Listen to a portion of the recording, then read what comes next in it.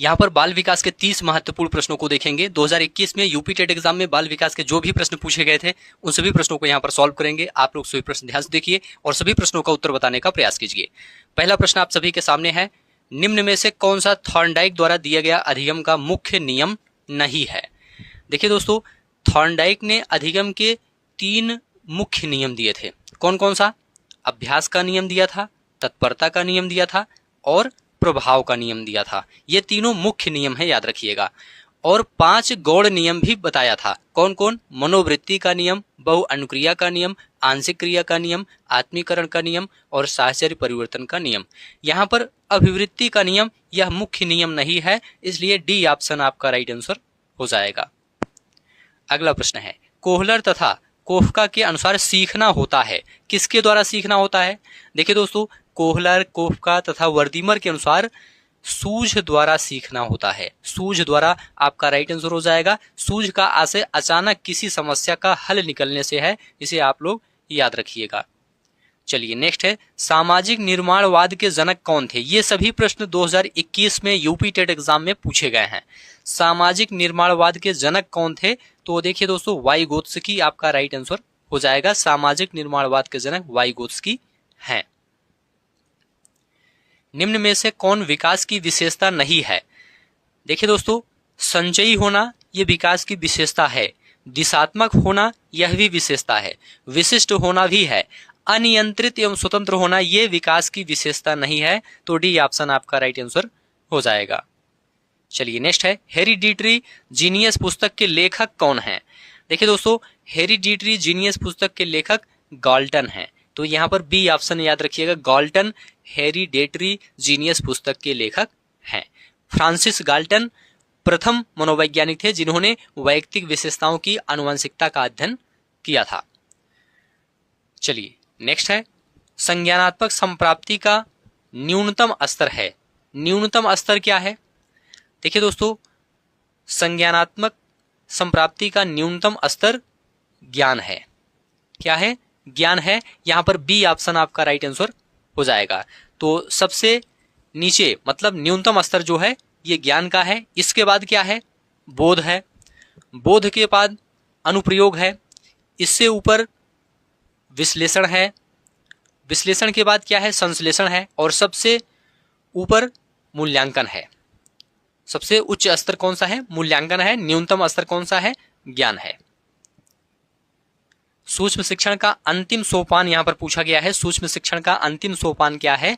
तो अंतिम सोपान है पुनः प्रतिपुष्टि। क्या है? पुनः प्रतिपुष्टि। सूक्ष्म शिक्षण का अंतिम सोपान क्या है? पुनः प्रतिपुष्टि। देखिए दोस्तों, सूक्ष्म शिक्षण में 6 चरण शामिल किए गए हैं। पहला चरण क्या है? पाठ योजना है। दूसरा है शिक्षण। तीसरा है प्रतिपुष्टि।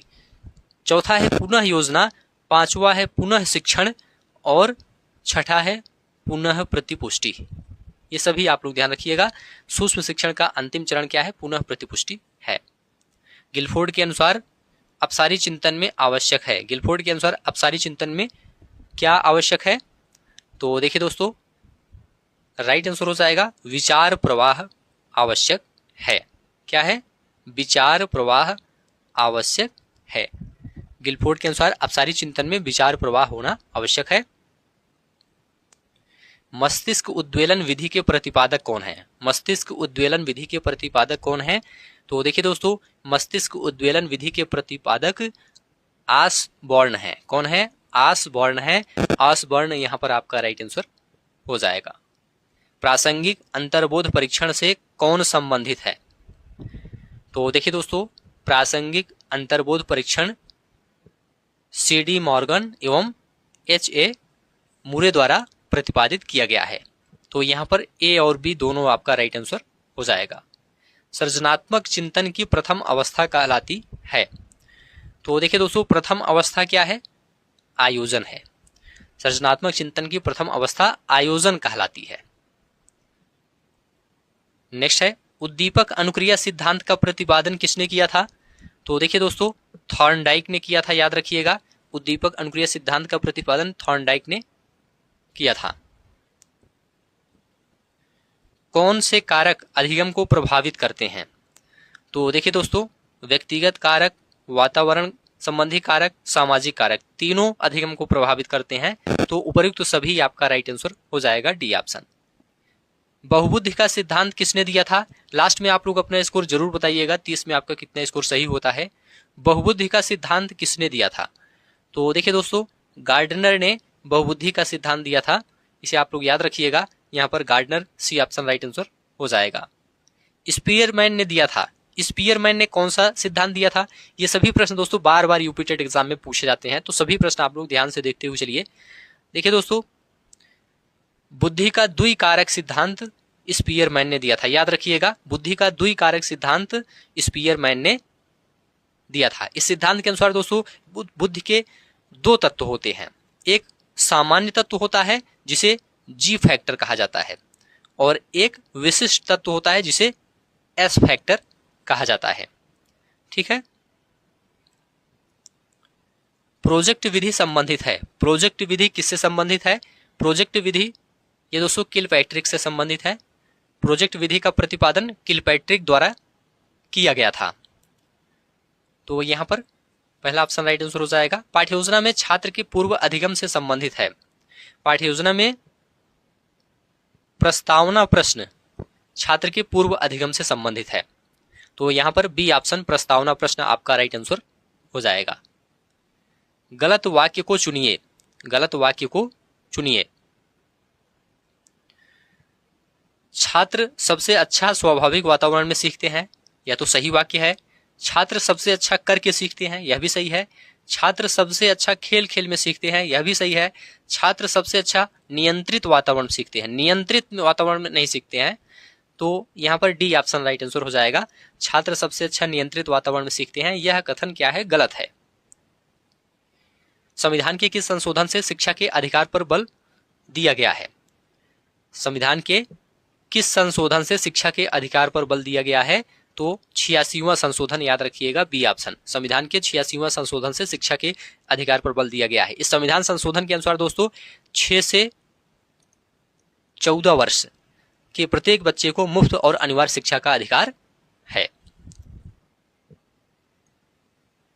शिक्षण के कार्य में सम्मिलित है। शिक्षण के कार्य में क्या सम्मिलित है? शिक्षण के कार्य में दोस्तों मूल्यांकन कार्य सम्मिलित है, इसके साथ में उपचारात्मक कार्य भी सम्मिलित है, निदानात्मक कार्य भी सम्मिलित है। तो उपयुक्त सभी आपका राइट आंसर हो जाएगा डी ऑप्शन। शिक्षण सबसे कम प्रभावशाली होगा जब? शिक्षण सबसे कम प्रभावशाली होगा जब शिक्षक एकाधिकारवादी होगा, विद्यार्थी निष्क्रिय रहेंगे, केवल लिखने पर बल हो।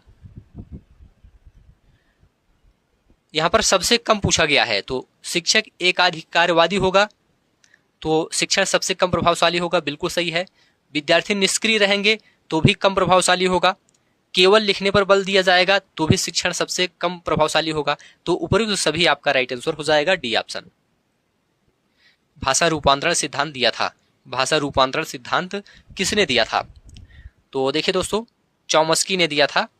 यहाँ पर बी ऑप्शन राइट आंसर हो जाएगा। भाषा रूपांतरण का सिद्धांत चॉम्स्की ने दिया था।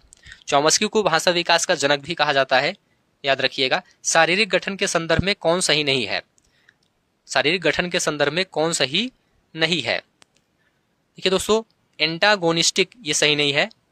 शारीरिक गठन के संबंध में एंटोगोनिस्टिक सही नहीं है। एंटोगोनिस्टिक से तात्पर्य दोस्तों जब कोई व्यक्ति प्रतिकूल व्यवहार प्रदर्शित करता है। ठीक है, याद रखिएगा। सेल्डन ने 3 प्रकार के व्यक्तित्व बताए हैं। कौन कौन? एक है मेसोमार्फिक, आयताकाय भी इसे कहा जाता है मेसोमार्फिक को। ऐसे व्यक्ति गठीले तथा मजबूत शरीर वाले होते हैं। जो व्यक्ति गठीले तथा मजबूत शरीर वाले होते हैं उन्हें मेसोमार्फिक की श्रेणी में या आयताकाय की श्रेणी में रखा जाता है। ठीक है। एक है एक्टोमार्फिक, इसे लंबकाय कहा जाता है। ऐसे व्यक्ति दुबला पतला तथा कमजोर शरीर वाले होते हैं एक्टोमार्फिक में। तो सेल्डन ने 3 प्रकार के व्यक्तित्व बताए हैं। एक आपका मेसोमार्फिक हो गया, एक एक्टोमार्फिक हो गया और एक एंडोमार्फिक हो गया। एंडोमार्फिक का मतलब गोलकाय। ऐसे व्यक्ति का शरीर शारीरिक गठन गोल मटोल तथा नरम होता है एंडोमार्फिक में। तो यहाँ पर शारीरिक गठन के संदर्भ में कौन सा सही नहीं है? एंटागोनिस्टिक ये सही नहीं है, तो बी ऑप्शन राइट आंसर हो जाएगा। निम्न में से अफ्रीड़ा के घटकों की पहचान करें। अफ्रीड़ा के घटकों की पहचान यहां पर करना है। आवश्यकता, अंतर्नोद, प्रोत्साहन, उपयुक्त सभी अफ्रीड़ा के घटकों की पहचान है, तो डी ऑप्शन राइट आंसर हो जाएगा। आवश्यकता, अंतर्नोद, प्रोत्साहन ये सभी अफ्रीड़ा के क्या हैं? घटक हैं। मनोविश्लेषण, मनोविश्लेषणात्मक सिद्धांत के प्रतिपादक कौन थे? मनोविश्लेषणात्मक सिद्धांत के प्रतिपादक सिगमंड फ्रायड थे, तो यहां पर पहला ऑप्शन सिगमंड फ्रायड आपका राइट आंसर हो जाएगा। सिगमंड फ्रायड द्वारा मनोविश्लेषणात्मक सिद्धांत का प्रतिपादन किया गया था। निम्नलिखित में से कौन स्किनर द्वारा प्रतिपादित अधिगम के सिद्धांत से संबंधित नहीं है? देखिए दोस्तों, अभिक्रमित अनुदेशन सामग्री यह स्किनर द्वारा प्रतिपादित अधिगम के सिद्धांत से संबंधित है। व्यक्ति निर्धारित अनुदेशन भी संबंधित है। व्यवहार रूपांतरण तकनीकी भी संबंधित है। त्रुटियों के माध्यम से सीखना यह संबंधित नहीं है। यह दोस्तों, यह सिद्धांत थॉर्नडाइक द्वारा प्रतिपादित किया गया था, त्रुटियों के माध्यम से सीखना, तो यहां पर सी ऑप्शन राइट आंसर हो जाएगा। अगला प्रश्न आप सभी के सामने है। विभिन्न योग्यताओं एवं रुचियों वाले विद्यार्थियों हेतु कौन सा मूल्यांकन अधिक उपयोगी होगा?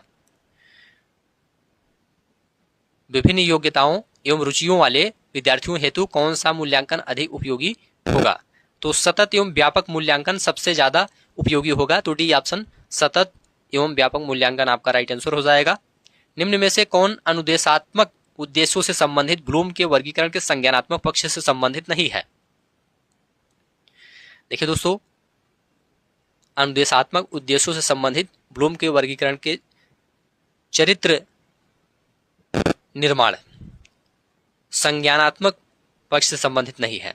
यहां पर चरित्र निर्माण आपका राइट आंसर हो जाएगा, जबकि ज्ञान, अवबोध और विश्लेषण, अनुप्रयोग, संश्लेषण तथा मूल्यांकन ये सभी संज्ञानात्मक पक्ष से संबंधित हैं।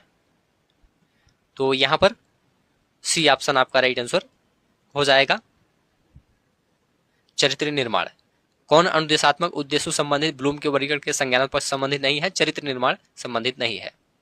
निम्न में से कौन सा शिक्षण का स्तर नहीं है? स्मृति स्तर शिक्षण का स्तर है, अवबोध स्तर है, प्रत्यावर्ती स्तर है, अभिप्रेरणा स्तर शिक्षण का स्तर नहीं है। शिक्षण का स्तर वह आधार है जिसके माध्यम से छात्रों का बौद्धिक विकास किया जाता है। इसमें छात्रों का क्रमबद्ध तरीके से दोस्तों बौद्धिक विकास किया जाता है।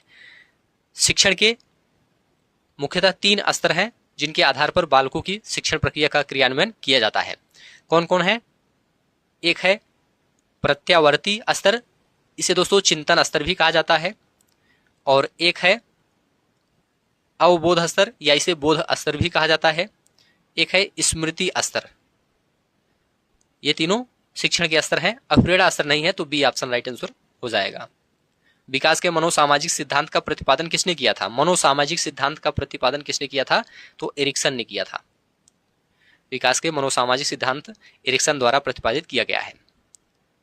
यहाँ पर बी ऑप्शन राइट आंसर हो जाएगा। तो ठीक है दोस्तों, आज की इस क्लास को यहीं पर समाप्त करते हैं। आप लोग जल्दी से कमेंट करके बताइए 30 प्रश्नों में आपका कितना स्कोर सही हुआ है। ये सभी प्रश्न दोस्तों आगामी यूपी टेट एग्जाम के लिए काफी ज्यादा इंपॉर्टेंट हैं, क्योंकि प्रीवियस ईयर के बहुत से प्रश्न यूपी टेट एग्जाम में बार बार रिपीट होते हैं। उम्मीद है यह क्लास आपको अच्छा लगा है तो चैनल को सब्सक्राइब कीजिए, दोस्तों शेयर कीजिए और कमेंट में लिखकर जरूर बताइए। इस क्लास को देखने के लिए आप सभी का बहुत बहुत धन्यवाद।